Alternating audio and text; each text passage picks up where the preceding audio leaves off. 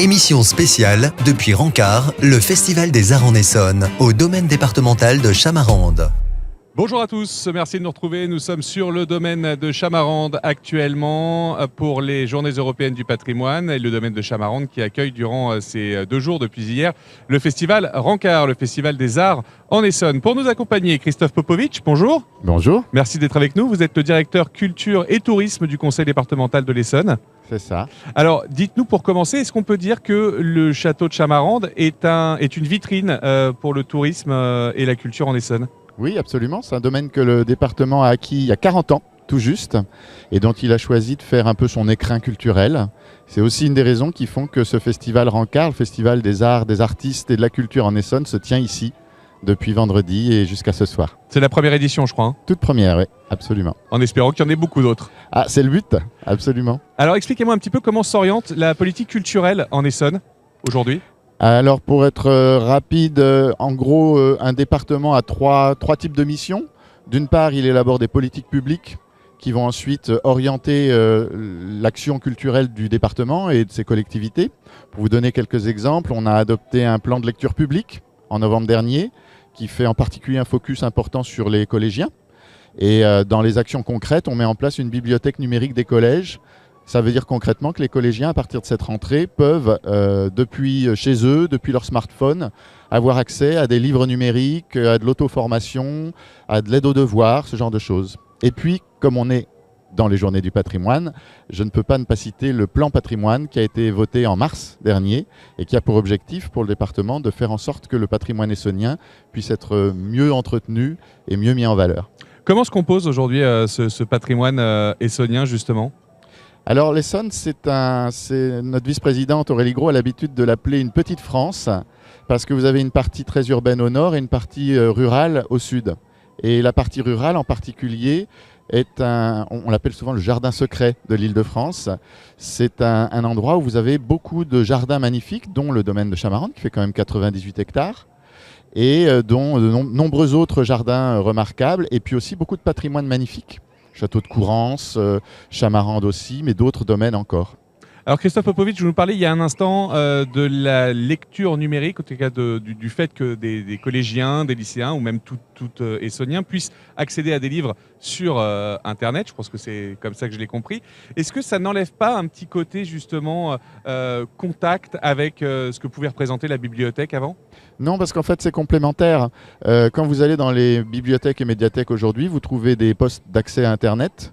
Vous trouvez des ressources numériques, mais vous trouvez d'abord des livres, des CD, des DVD.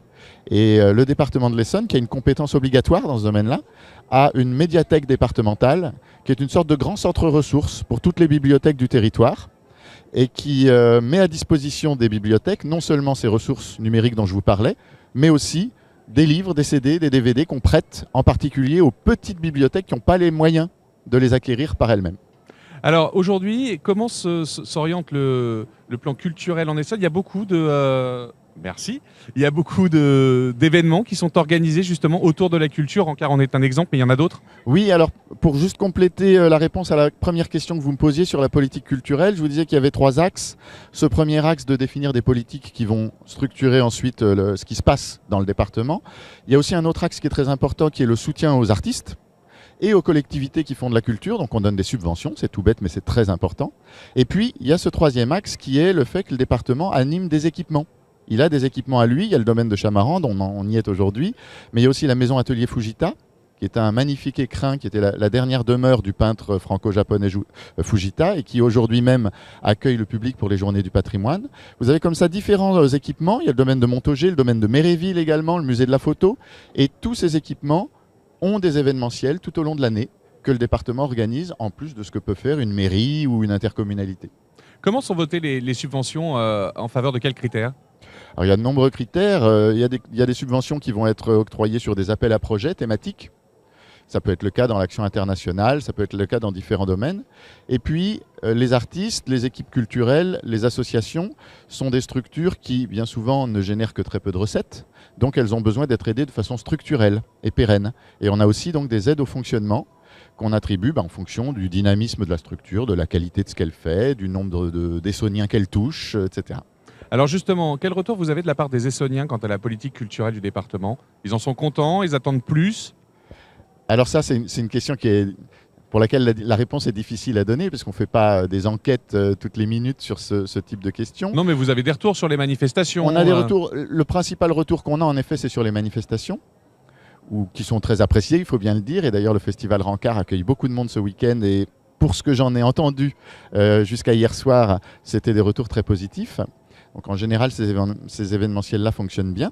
Et après, sur les politiques publiques, en général, on a une grande satisfaction de leurs premiers bénéficiaires. Par exemple, si vous interrogez les collégiens sur cette bibliothèque numérique dont ils vont pouvoir profiter jusqu'à leur smartphone, je pense que ça devrait leur plaire. Alors justement, il y a une réelle volonté de se tourner vers les technologies de la part du département en faveur des plus jeunes? Oui, et même en faveur de tous les Essonniens. Comme je vous le disais, l'Essonne, c'est un territoire qui est pour moitié, même une grosse moitié, rural. Et dans ces territoires ruraux, l'accès au très haut débit n'est pas une évidence parce que les opérateurs privés hésitent à investir. Et donc le département a mis en place un plan très haut débit, très ambitieux, qui vise à faire en sorte que la fibre optique soit accessible à tous les Essonniens en 2020. Donc en fait, la réponse à votre question, c'est pas seulement pour les jeunes, c'est tous les Essonniens qui doivent pouvoir accéder à ces technologies. Alors on a parlé culture, mais vous gérez également le tourisme en Essonne. Vous avez des chiffres concernant les visites touristiques ici, le nombre de touristes qui se déplacent en Essonne pour venir visiter les différents lieux du patrimoine? Oui, alors les chiffres, si on les prend de façon brute, ne sont pas forcément complètement à l'avantage de l'Essonne, puisque ce n'est pas le département, on va dire, qui draine le plus grand nombre de touristes, mais principalement parce que l'Essonne est méconnue. Ses atouts touristiques et culturels, notamment, sont méconnus. Notamment l'existence des nombreux châteaux dont je vous parlais, et puis des jardins, qui sont vraiment des lieux magnifiques.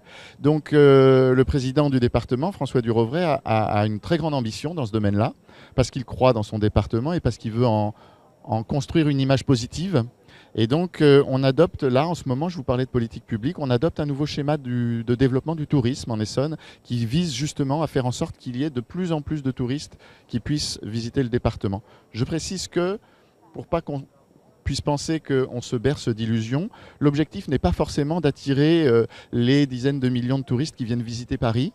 Un touriste, ça peut aussi être un francilien, mais dans notre département. Hein. Exactement. Le premier touriste que nous essayons de capter, c'est le francilien et notamment l'Essonnien. On voudrait vraiment que les Essonniens s'emparent mieux de leur patrimoine, de leur vie culturelle, de leur vie touristique plus généralement, et qui connaissent mieux leur département. Ça fait partie des enjeux de ce schéma. Alors justement, comment il s'articule un petit peu ce schéma? Quelle est la volonté du président pour pouvoir développer l'image de l'Essonne, déjà pour les Essonniens et ensuite pour les franciliens? Quels sont les différents supports sur lesquels vous allez vous appuyer? Alors déjà, on va essayer d'identifier des points de force pour chaque espace, chaque zone du territoire. Il y aura ensuite, on va dire, un focus ou une priorité qui sera donnée à certains types de tourisme selon les endroits. Par exemple, dans le Nord, on va viser plus spécifiquement le tourisme d'affaires, parce qu'il y a le pôle de Orly, tout simplement, puis il y a Évry, Génopole, le plateau de Saclay, qui drainent beaucoup de tourisme d'affaires. Dans la partie sud, on va être plus sur du tourisme vert, du tourisme culturel, patrimonial, du tourisme sportif aussi. Et donc on va cibler les choses un peu différemment. Pour vous donner quelques idées d'actions concrètes, je parlais du fait qu'on aimerait que les Essonniens soient plus moteurs de la vie touristique de leur département. Eh bien, par exemple, on va leur proposer de devenir des ambassadeurs du tourisme pour leur propre département. Voilà une des actions qui seront mises en œuvre dès que ce schéma sera voté. Christophe Popovic, merci d'avoir été avec nous. Je vous invite bien évidemment à nous rejoindre ici sur le domaine de Chamarande pour cette dernière journée des Journées européennes du patrimoine. Venez profiter du patrimoine essonien et sous le soleil en plus, s'il vous plaît.